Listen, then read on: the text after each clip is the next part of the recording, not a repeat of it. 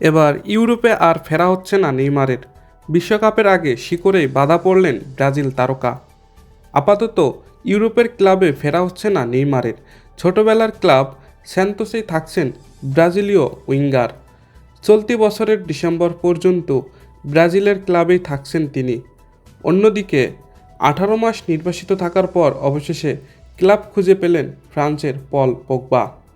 2023-এ PSG থেকে সৌদির club Al হিলালে গিয়েছিলেন নেইমার, কিন্তু সে যাত্রা সুখের হয়নি।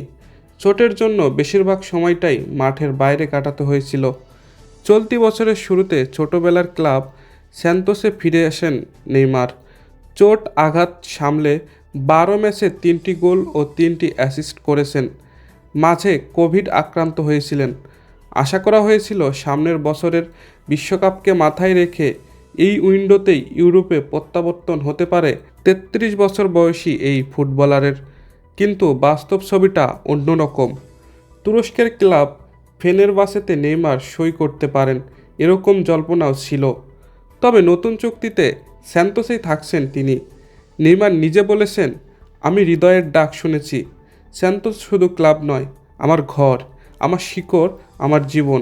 যদিও ডিসেম্বর পর্যন্ত চুক্তি হয়, বিশ্বকাপের আগেই ইউরোপে ফেরার সুযোগ থাকছে।